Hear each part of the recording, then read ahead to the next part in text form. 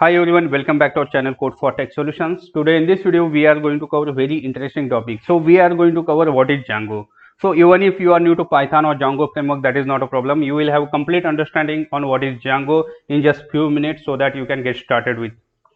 So before we go ahead, so we can start with the basic we first need to understand which language Django belongs to. Okay, so we have various programming languages like React as a front end, Java as a back end, Angular as a front end, .NET, Node and C++. These are backend languages. Okay, so just think for a second which language Django belongs to. Fine. So let me tell you. So this is the language to which Django belongs, and the name of the language is Python. Now the next question arises in your mind naturally. What is Python? So Python is a high-level general purpose language. So in simple term, you can think it as a backend programming language similar to Java and other programming languages. Only the thing is it has different libraries, different frameworks specific to the Python.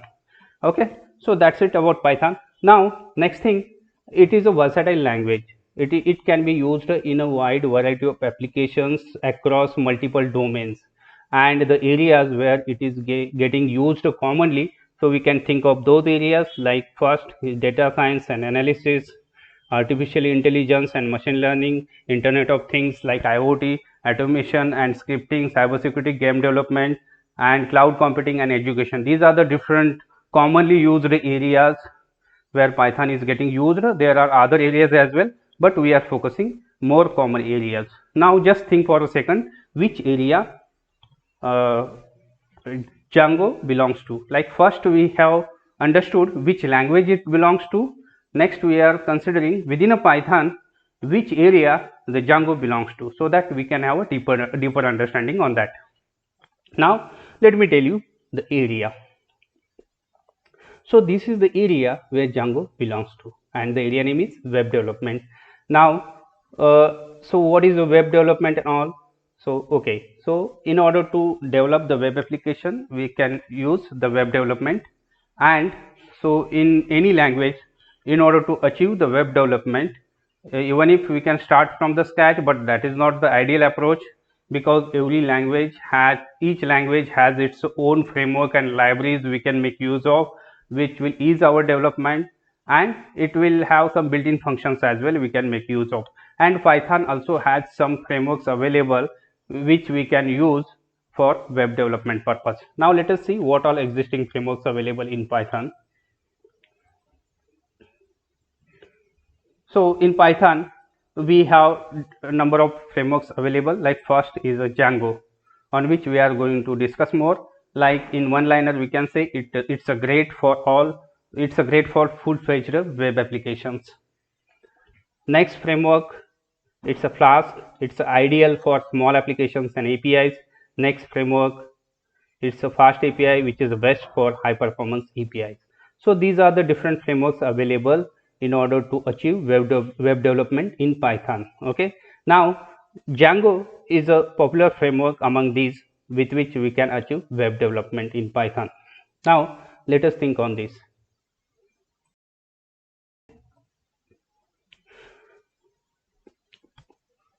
Now what is a Django? Django is a high level Python web framework.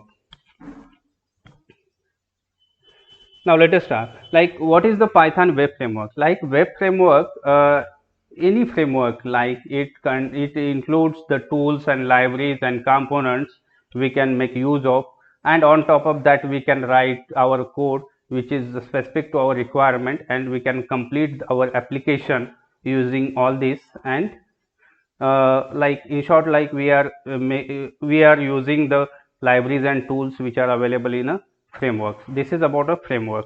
Now this web framework, like web frameworks provide a structure or foundation to us on which we can build our application. Like we can make use of existing components within that, and add on top of that we can write our own code and we can complete our application. So this is about web application. Web framework we can use. Now web framework we can use to create our web applications. Now what is the web application? Web applications are the applications which run on the web servers and is accessed by the web browsers over the internet or intranet. That's it about the web framework. And Django is one of the popular web frameworks of Python. Next thing, like, it is a free and open source. Now Django framework is a free and open source, and you can install it usually using the command pip. Like pip, it's a package in Python. Using this command pip install Django, it will install the package which is required for Django. So with that, like, Django will be available in our Python project. Okay, similar to like Node package manager, we can use to install different packages. Like npm we can use. Similar way, in Python we can use pip to install various packages, and with this command we can install it, which is free and open source. Fine. Next point, it's a fast, simple and secure. Now how it is fast and simple and secure? Now it provides rapid development, clean and pragmatic design. Django comes with many built-in components such as ORM, object relational mapping, and authentication and admin interface as well, which basically reduces the boilerplate code and speed up our development. And apart from that, it also provides caching mechanism, asynchronous support, optimized URL routing, static file handling, security features, middleware and scalability. Considering all these features, like, it provides faster development, rapid development, and due to which it is faster than other frameworks. Now Django again promotes like the use of the reusable apps. Like, we can create one component and embed that component, and we can plug that component into the other project or the other component as well, with which it will ease our development and it will speed up our development. It has also strong, vibrant community and ecosystem with extensive documentation, third-party packages, resources allowing developer to find solutions and speed up their development journey. Okay, so this is about how it is fast, simple and secure. Next thing, it follows MVT pattern. We are well aware about the model view controller pattern, which we are using in other languages now, but Django like specifically follow MVT pattern. It is like model, view and template. Now what is model? Like, model defines the data structure and business logic for our application. It interacts with the database and represents data in our application, and the key features where it is key features it provides, like, it's a object relational mapping and data validation. These are the key features where model is getting used. Next thing, what is view? View acts as a bridge between the model and a template. Now it processes the user request and interacts with the view and returns the appropriate response. And what are the key features it provides? Like view, it's a request handling and data processing. Next is a template. What is the template? It's for the presentation layer.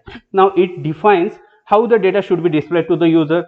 Templates are the HTML files, and that can include dynamic contents as well. And the key features it provides, like template language and separation of concerns.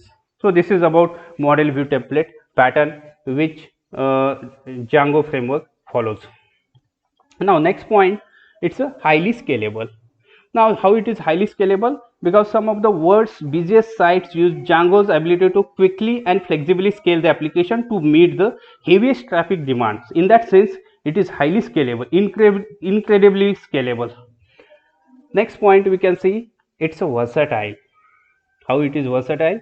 Because many companies, organizations and governments have used Django to build all sort of things, from content management system to social networks to cloud computing platforms. So with that, it is very much versatile, and it is getting used in wide variety of applications across multiple domains. In that sense, it is versatile. Okay, so these are the important points with which we can understand like what is the Django framework. So these are the main points which define the Django framework.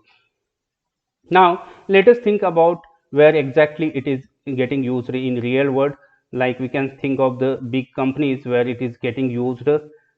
So first we can say it is the ability of the Django framework is getting used in YouTube, next as an the Washington Post, next as an Instagram and Spotify, and Big Bucket. So these are the big companies wherein it is this ability of Django framework is getting used. Okay, so that's it about Django framework. I hope you must have enjoyed this video. Thank you so much for watching. Please like and subscribe the same. Thank you so much.